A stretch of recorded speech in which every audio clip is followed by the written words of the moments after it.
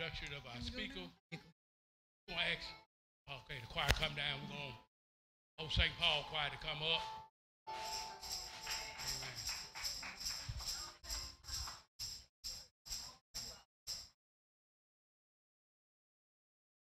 Boy, you clean. Amen. Amen. Amen. Are there any seamstress in the house? He'll pull it off and leave it. Amen. Amen. I believe somebody can cut it to fit. Amen. Amen. To Pastor and First Lady and the family, thank you all for giving me the opportunity. My wife, amen. Thank you. I've been asked to introduce our speaker today, and as I was sitting there while he was preaching today, the Lord just kind of dropped something in my spirit to share while he was preaching. I said, you so out of order. You should have been listening. I was. That's why I was writing it down. But over in Luke chapter 6, the 44th verse, the A part said, for every tree is known by his own fruit. Our pastor and your guest speaker is one who has presented himself well in the kingdom of God. He was planted by God at Old St. Paul over 31 years ago. Amen.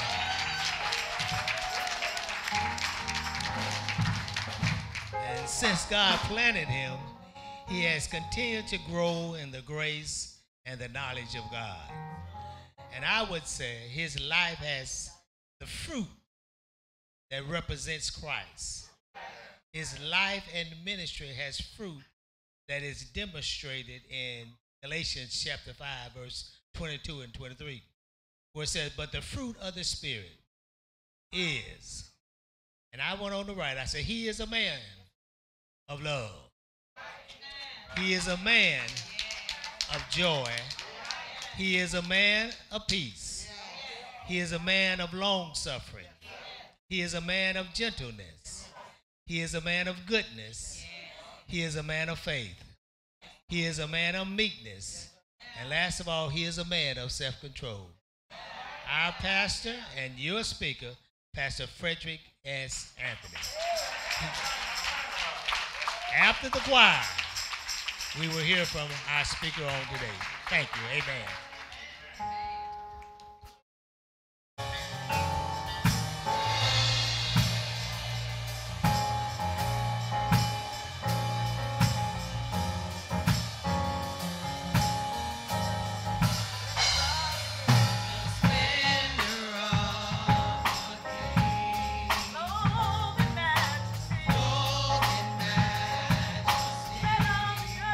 Let all the earth rejoice.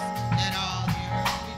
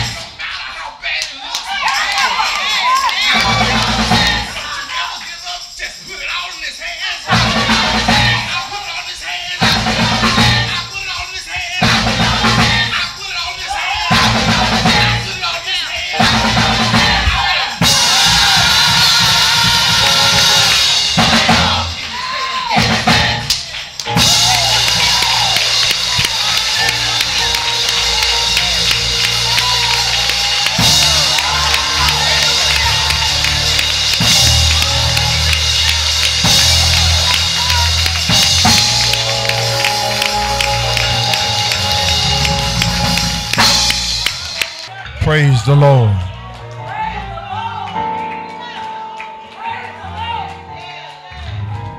Eternal God, our Father, we're so thankful that you're God. You're God all by yourself. And we're able to put it all in your hands. Because you're a great God. Whether we're in the valley or on the mountaintop, because of your omnipresence, you're there. Thank you for another opportunity, God, to represent you and your kingdom. Thank you for this man and woman and family of God, ones that you have chosen to serve your people, handpicked, hand-fed. We thank you. Now, give us ears to hear and a heart to receive. Let your word go forth and let it fall upon good soil so that it can produce back to you the fruit of the Spirit. Father, this is our prayer. It's in Jesus' name we pray. Amen. Amen. Praise the Lord. Amen. What a blessing and an honor it is to be here with this family. I want to thank and recognize Pastor and First Lady Parham and their family. Amen. It takes a good man and a strong woman to stay with marriage and to lead about a family. Amen. Amen. Love has to be there. It's an honor to be here. We thank you for allowing us to come to our MC, Pastor Perry. Amen. And Pastor Higgins, one of our newly elected pastors. Amen. Doing a great work over at First Missionary Baptist Church. And to Pastor Howard, what an introduction. Amen. Amen. Thank him for that. Pastor Roberts, Pastor Edwards, and all of the other pastors and ministers who are here. Amen. To this great fellowship. You're doing a great job in this area, and you've done it for a long time. And we want to thank God for you all. Amen. And I don't know, I believe Pastor Parham may be the longest serving pastor so far. Is he? Amen. I thought so. 19 years of service. Amen. And I know this Johnson family has been here all those years. Amen. Thank God for them. Amen. I want to call your attention to a passage of scripture there in Romans.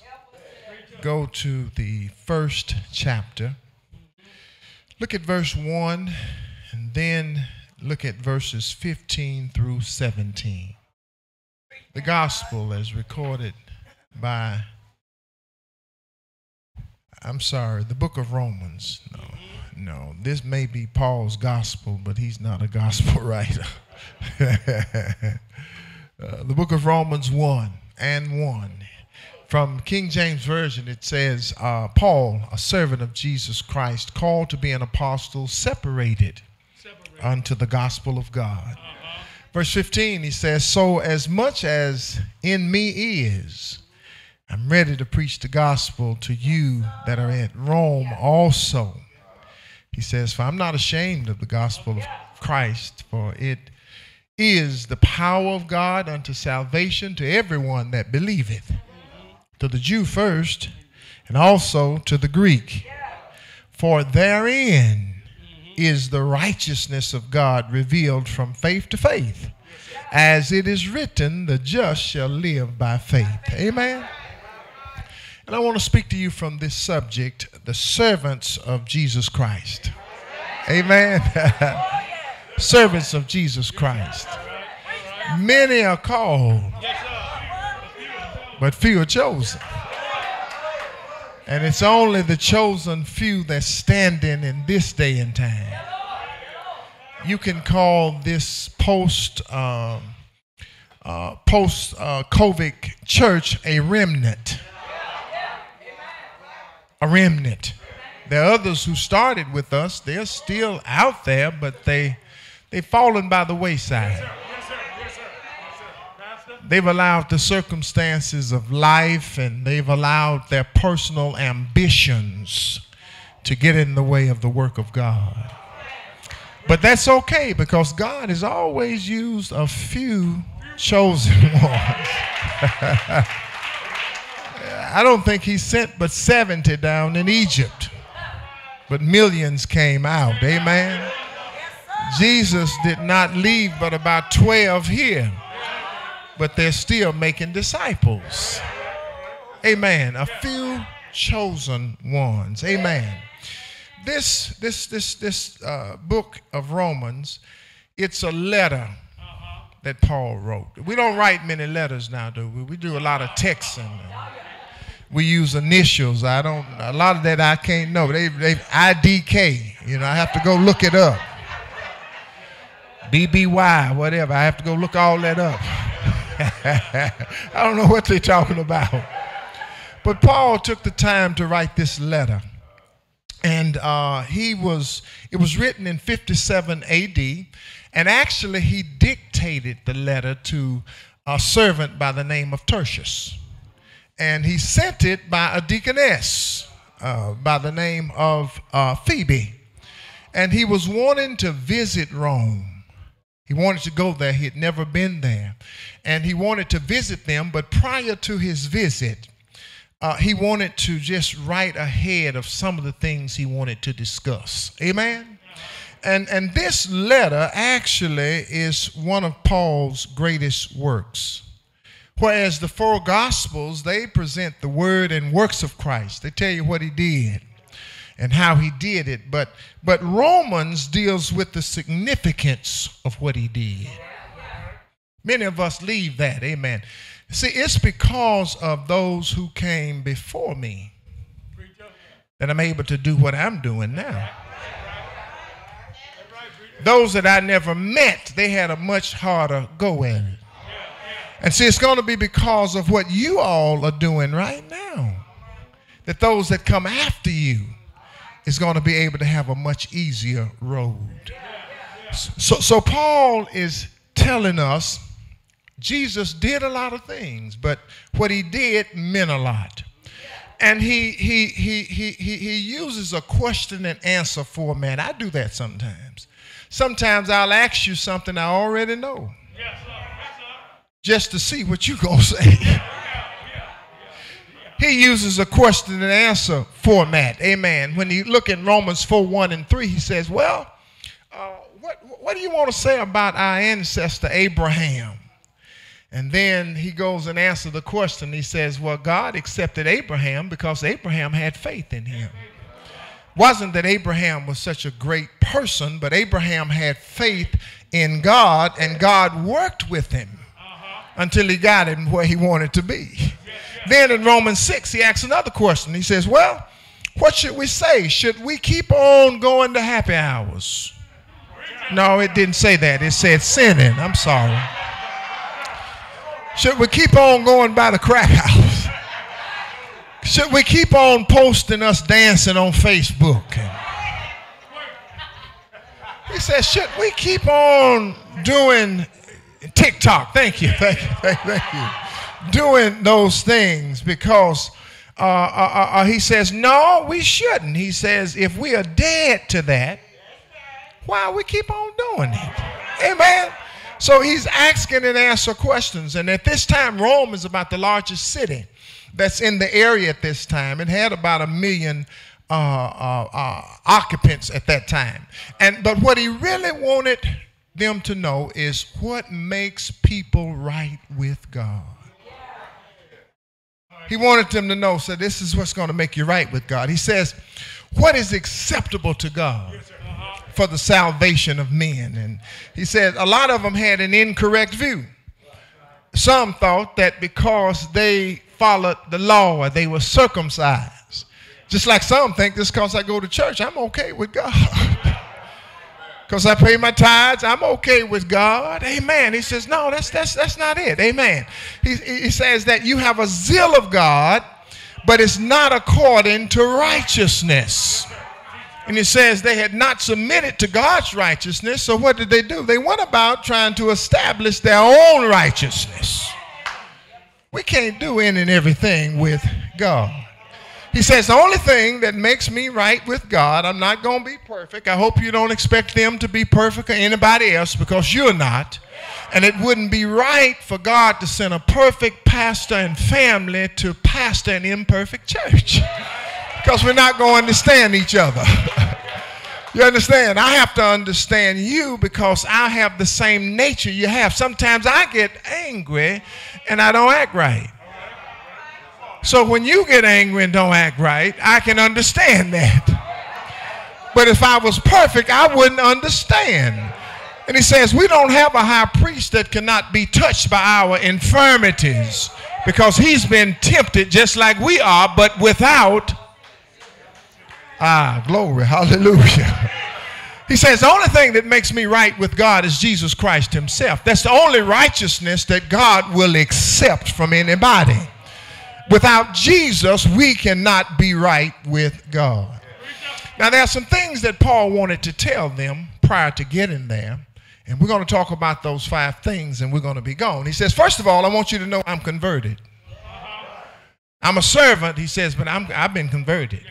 And then he says, I want you to know I've been controlled by Christ. I'm not just doing what I do. I've been controlled by Christ. And then he says, I've been called by God. Hallelujah. You just didn't stumble in over here. Amen. You just didn't decide that you're going to be a chaplain in the military, a chaplain in the prison, and a pastor of the church. You didn't just write that down as your lifetime goal. So no. I've been called to do this. Amen. And then he says, not only have I been called, but I've been commissioned to do the work. Hallelujah. I got a stamp of approval to do it. And then he ends them by telling them, I've got confidence in the word of God. Are you listening to me? Look what he says in 1a, Romans 1:1a. He just simply says that I've been converted. He says, Paul. That's all he said. He didn't go into when it happened, but he says, I'm Paul. But those that knew him knew that he used to be Saul. And when he was Saul, he was a tough son of a gun. Amen? Amen. So he's letting them know that I've been converted from Saul to Paul. When I was Saul, I persecuted the church. Are you listening to me? Yeah, he says, but now that I'm Paul, when I was Saul, I would go around looking for dime bags. Hallelujah. I understand. When I was Saul, I'd have a couple of doobies rolled up, put back somewhere, so on my way home I could just hit one. You understand? He says, but I've been converted. Amen, amen, amen. He says that, listen, I've been converted because I used to consent to folk getting hurt. Acts 7, it says that Stephen was attacked and I was one of the ones where they laid their coats at my feet. Then he goes on to Acts 22. He says that the people wouldn't listen to what they say about me because, Lord, they knew how tough I was. He says that in many of our meeting places, I arrested and I beat folk. And they had faith in you. He says, when Stephen was killed because he spoke for you, I stood and cheered him on. Amen. So the word convert, he says, I want you to know that I've been converted. I met the Lord. Hallelujah. I know everybody was, I've been baptized. No, I'm not talking about baptized. I'm talking about conversion. Amen. See, I was baptized in 1964, but I met the Lord in 1981. I met him. You understand? Well, I can say I know the man. Paul said, well, I was on my way to Damascus. Hallelujah. And I was going there to do some damage. But the Lord stopped me on the Damascus road, and I had a personal encounter with him. And I knew he was talking to me because he called me by name. He said, Saul, Saul, why are you persecuting me? Hallelujah. Amen. Now, he wasn't bothering Christ, but it is much as you do it unto the least of these, you're doing it unto me. He says, so he converted me. He changed my purpose. He changed the places that I went. He changed my name. And I want to say that everybody need of conversion. Amen. We need to go beyond salvation. We need to get to some sanctification. Are you listening to me? We need to get to some stuff that we stopped doing. We need to get to some places that we stopped going. We need to get to some words that we stopped saying. We need to get to some thoughts that we stopped dreaming. He says, I've been converted. Woo! I've been transformed from the old man, and now I'm a new man. Amen. And that's what Jesus told Peter. Peter said, I'm going to go with you. No, you ain't ready yet. He says, Simon, Simon, Satan hath desired to have you that he may sift you like wheat. He says, but I have prayed for you, and when you are converted, he says, I want you to strengthen those behind you. Hallelujah. Don't go in condemning folk for smoking marijuana. You used to smoke it. Don't go in condemning folk for doing all kind of ugly stuff. You used to do it. You just try to strengthen them and let them know there is another way. Woo! And it's mighty sweet. Hallelujah. Hallelujah. We all need to see the Lord for ourselves. Isaiah said, I didn't see him until Uzziah died. And when he died, I saw the Lord high and lifted up. That's all I'm trying to tell you. I saw God in 1981. Baptized in 64, but in 1981, I met the Lord for myself. So he says, first of all, in that verse, he says, Paul. Don't need to say anymore, Paul. Paul, that says a lot. Then he says, I'm a servant of Jesus Christ. That means that he's controlled by Christ. Servant, that word servant means doulos. That word servant means that I'm a slave. That word servant means you come when you're not happy, man. It means you're praying for folk that you know don't mean you no good.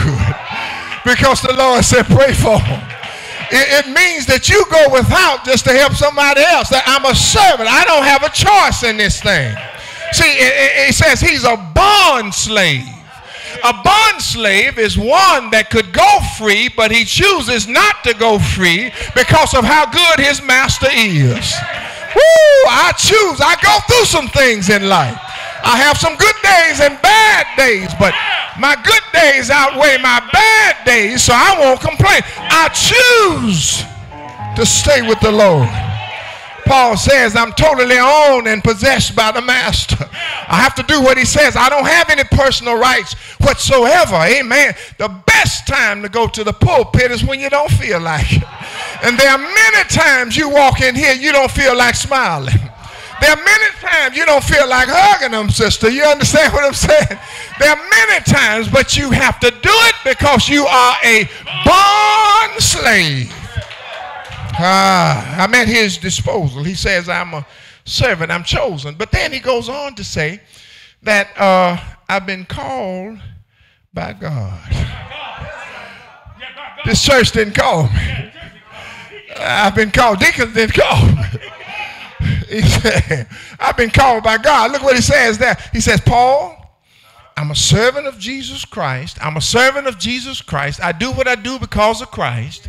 Then he says, I've been called to be an apostle. That word called, it means invited. God doesn't make us do it. He invites us. That word called means appointed. Are you listening to me? There's some that's been called to preach, and some been called to evangelize, and some been called to do other things, but there's a certain call for a pastor. Yes, see, a pastor have to have the love of God in his heart. A pastor has to love people, and a pastor has to love his enemies, and a pastor has to love the unlovable because God has called him to do that. It means that he's divinely selected. Paul is really trying to tell these folks something about him. He says that he's letting the church know that I've got permission to do what I do. When I get up here and preach on Sunday morning, I got permission to talk about shacking. I got permission to talk about homongering. I got permission to talk about same-sex marriages, and I've got permission to talk about all of that. Amen. He says that I'm not in this because I do it well. I'm not in this because I've been encouraged by others to do it, but I've been called and chosen to do this. I'm not in ministry because I've chosen to be. He says, but I'm in ministry only because I've been called and I answered the call. Now one day I'm going to be able to close my Bibles and sit in the pew, but until that day comes, I can't do it because what? I've been called by God to do it. Oh my God. It's amazing how God doesn't call the qualified, but he qualifies those he calls. Are you listening to me?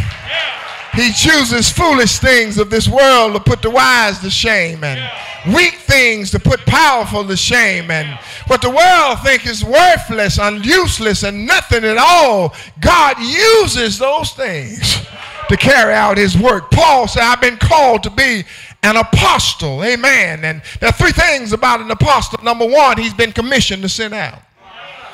God puts him on a mission and they go on it together. Number two, he belongs to the person who sent him out. Don't ever think that this pastor and wife belongs to you or he belongs to God. Amen. God has sent him here to serve. Amen. As a gift, but he belongs to God. He possesses all the authority and power of the one who sent him out. He says, I'm Paul. Hallelujah. I've been changed. I'm a servant of Jesus Christ. Amen. I've been chosen to do this. I'm a slave. I've been called to be an apostle, but he says I've been separated unto the gospel of God. Some people sing the blues, but y'all been separated. Are you listening to me? Some people just lecture, but your preachers have been separated. Yeah, some people just get up here and talk about Wall Street and talk about what's happening in the world, but he says, I've been separated unto the gospel of God. He says, I've been working together with God on a mission and I'm fulfilling the Great Commission. He says, matter of fact, when I was born, he separated me. Yes, Galatians 1:15, it says that he revealed unto him that he was going to preach even when he was in his mother's womb. Yes, he validated it at his conversion. He says, this is Saul. I've chosen him to go out and bring the gospel to the Gentiles. Paul said, I'm commissioned by God, and he uses the word separated, which means that I've been set apart. Hallelujah. I've been set apart to preach the good news of Jesus Christ. He says, I got to tell folk that Jesus came. He lived here. He died, but he wouldn't stay dead. I have to tell him that they buried him in a borrowed tomb. But the third day morning, he got up with all power in his hand. Paul says, I'm committed to work while it's day. I can't fully explain the gospel, but the only thing I know is that it works. I don't know everything it is to know about it, but I just know it works. So in verse 15, he says, so as much as in me is. I may not be T.D. Jakes, but so as much as in me. I may not be Pastor Higgins or Pastor Perry. I may not be Parham, but Roberts or Howard, but as much as in me is. He said, I'm now ready to preach the gospel to you that are in Rome also. Paul said, I just need a pulpit. I'm ready to preach, brother. He says that I've got confidence in the word of God.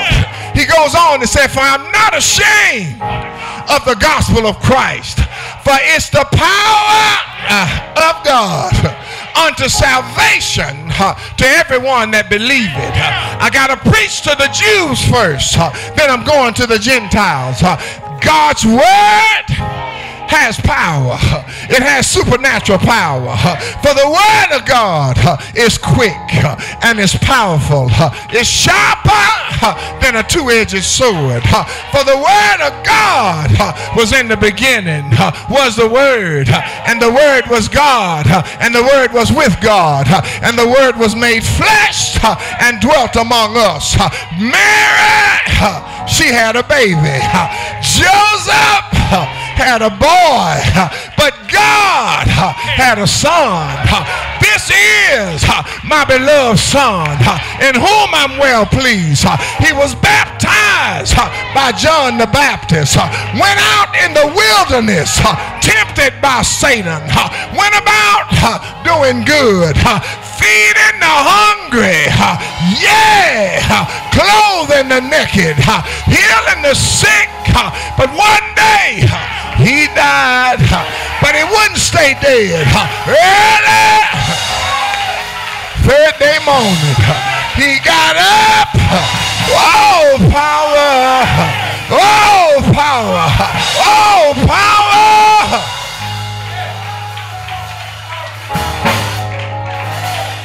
Keep on serving. Keep on praying. Keep on listening. God's got you. Servants.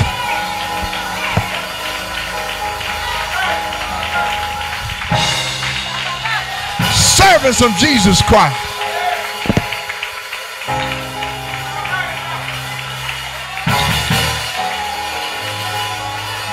Hallelujah. Bless your wonderful name, God. Bless your name, God. Servant. Yes, sir. Uncle Sam didn't call you. Yes, sir. But called by God. Hallelujah. Hallelujah. The doors of the church are open. You may come by, letter, candidate for baptism in a Christian experience. If you're here today,